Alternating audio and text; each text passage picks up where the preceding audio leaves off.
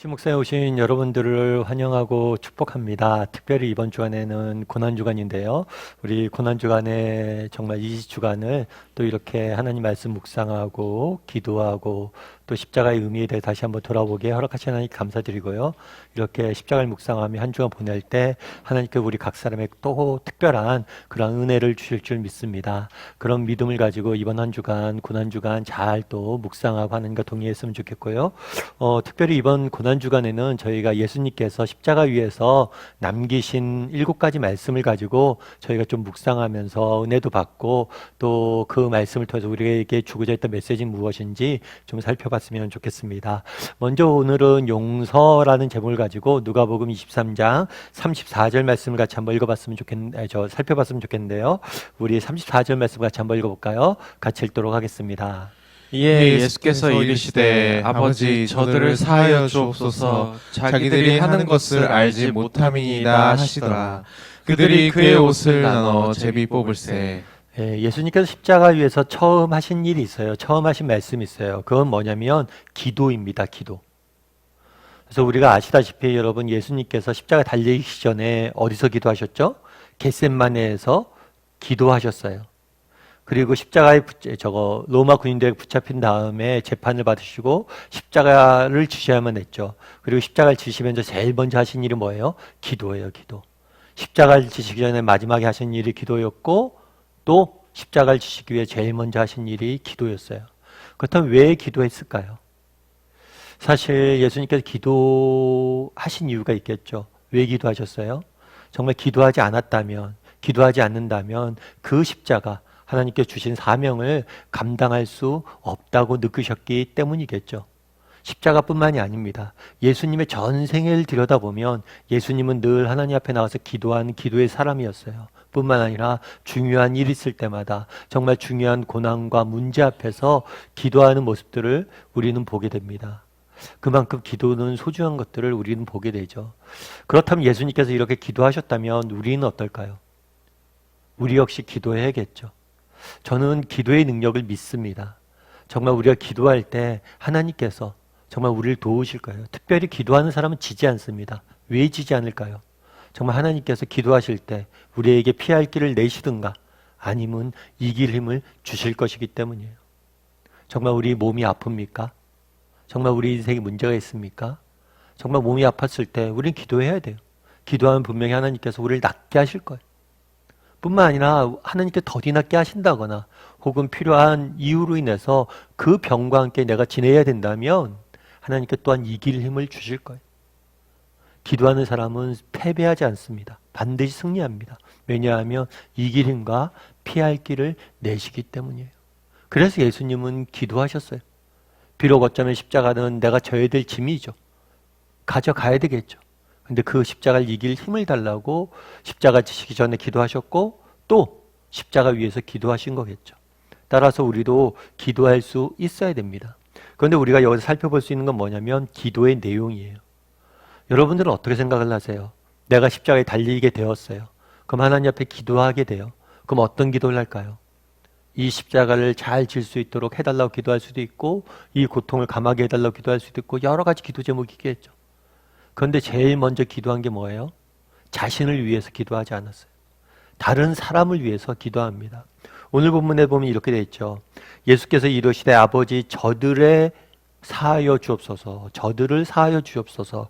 그러니까 저들의 용서를 구한 거예요. 제일 처음에 예수님께서 하신 말씀, 십자가 위에서 제일 먼저 하신 말씀이 뭐냐면 용서예요, 용서. 특별히 자기의 용서가 아니라 다른 사람들의 용서를 구한 거죠. 그렇다면 여기서 저들은 누굴까요? 저들은 크게는 인류 전체겠죠. 예수님께서 십자가에 지신 이유는 무엇입니까? 우리의 인간의 죄를 대신 지고 죄값을 사하게 하기 위해서 인간의 죄를 용서해 주시기 위해서 십자가를 지신 거죠. 그래서 여기서 저들은 인류예요. 인간이에요. 인간 모두의 죄를 용서해 달라고 기도하신 거예요. 그런데 가까이는 누구일까요? 가까이서는 저들은 누구냐면 자기 주변에 있던 사람들이에요. 특별히 아들에 보면 이렇게 되어 있죠. 그들이 그의 옷을 나눠 제비 뽑을세. 이 그들은 로마 군인이에요. 이 저들은 인간 전체, 인류 전체이기도 하지만 동시에 십자가에서 정말 자신을 십자가에 못 박고 자신의 옷을 제비 뽑아 나누는 저 로마 군인들을 위해서 기도하신 거예요. 그런데 이 로마 군인의 반응이 하고 있었던 일이 재미있죠. 뭘 하고 있었어요? 그의 옷을 나눠 제비 뽑을 때 이 옷은 겉옷을 의미합니다. 그 당시에 겉옷은 재산의 가치가 있었어요. 그래서 이 겉옷, 예수님이 죽으면 이 겉옷은 누구의 소유가 되냐면 그 사람을 십자가형을 치렀던 로마 군인의 소유가 되는 게 법적 당시의 풍습이었어요. 그러니까 이 옷을 누가 가질 것이냐? 서로 제비 뽑으면서 옷을 나누고 있었던 거죠.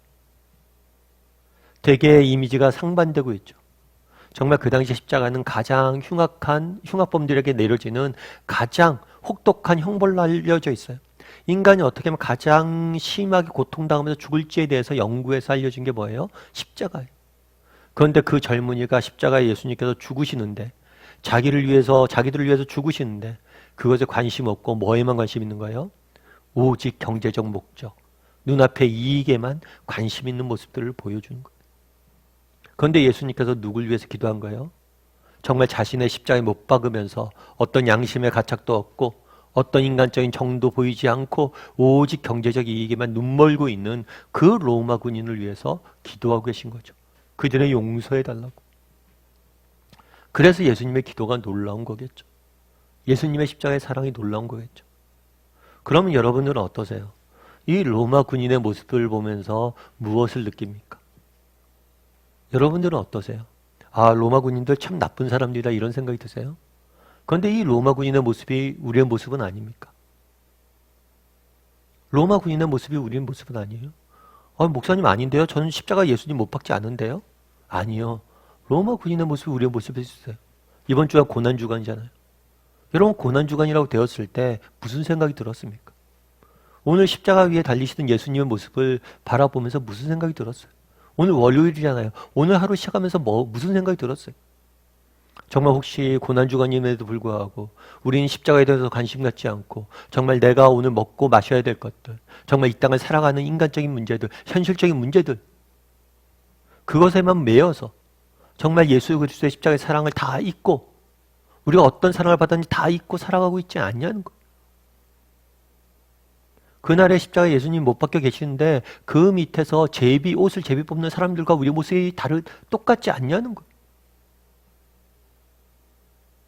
정말 매일매일 반복되는 일상 가운데 이 땅의 것들, 우리가 정말 소중한 것들이 있죠. 필요한 것들이 있죠. 그런데 그것에 정말 눈멀고 그것에 정말 집중하느라 정말 십자가의 사랑에 대해서 예수님께서 우리를 위해 죽었다는데 그것에 대해서 묵상하고 정말 그 예수님 앞에 나가는 일을 게을리하고 이 땅의 것들에만 매여서 살고 있는 모습이 우리의 모습이 아니냐는 거예요. 그날에 예수님은 무엇을 위해서 기도합니까?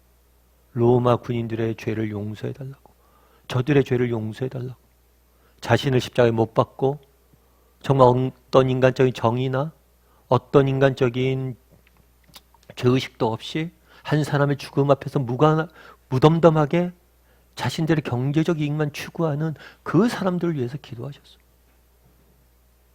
그들을 용서해달라고. 이것이 얼마나 놀라운 사랑인지 알아야 돼요. 아니, 우리가 로마 군인임을 깨달을 때 이 사랑은, 이 용서의 기도는 우리에게 다르게 다가올 수 있는 거예요. 여러분, 사랑의 원자탄인 손양원 목사님에 대해서 아실 거예요. 워낙 많이 이야기를 들었죠. 그럼 왜 손양원 목사님을 사랑의 원자탄이라고 이야기할까요? 여러 가지 이유가 있어요. 그런데 참 안타까운 사건이 하나 있었죠. 그건 뭐냐면 여순 반란 사건이 있었어요, 역사적으로. 그래서 공산당들에 의해서 손양원 목사님의 두 아들이 죽게 됩니다. 그런데 이 손양원 목사님께서 그 자기 두 아들을 죽인 그 사람을 용서해주고 그 사람을 자신의 양아들로 맞아들여요. 이 손양원 씨의 딸이었던 손동희 권사님 같은 경우에 이거를 못 받아들였어요. 어떻게 오빠들을 죽인 사람들을 저 사람 어떻게 아들로 받아들이냐. 뿐만 아니라 이 아들을 죽였던 이 사람도 마찬가지. 양아들이 되었던 이 사람도 결국엔 집을 나갑니다. 그걸 감당할 수가 없는 거죠. 어떻게 내가 당신의 아들 주겠는데 나를 아들로 받아주냐고. 그날의 예수 그리스도의 모습을 보십시오. 저들의 죄를 용서해달라고. 저들은 누구예요? 자신을 십자가에 못 박았던 사람들의 죄를 용서해달라고 기도하는 거예요. 이것이 얼마나 놀라운 사랑인지 알아야 됩니다. 오늘 우리 한번 묵상해 봤으면 좋겠어요. 그날에 예수님께서 십자가 위에서 제일 먼저 기도했던 게 뭐예요? 용서예요. 누구를 위해서 용서를 구했어요? 로마 군인들을 위해서. 이 로마 군인의 모습이 우리의 모습 많이 돌아봤으면 좋겠고, 정말 우리의 죄를 위해서 우리를 대신해 십자가에 지셨다는 것, 이로 인해서 우리가 용서받았다는 게 얼마나 큰 은혜인지 한번 돌아봤으면 좋겠어요. 그리고 또한 앞서 얘기했던 것처럼 예수님이 제일 처음에 하신 일은 뭐였어요? 기도예요. 그래서 우리도 어떤 일이 있든지 정말 이 땅을 살면서 정말 어떤 순간에 있든지 늘 기도할 줄 아는 사람이 되었으면 좋겠어요. 그래서 나는 얼마나 기도하는 사람인지 한번 돌아보고, 또 정말 우리가 받은 그 사랑이 얼마나 큰 건지 다시 한번 묵상하는 오늘 하루가 되기를 주님의 이름으로 소원합니다.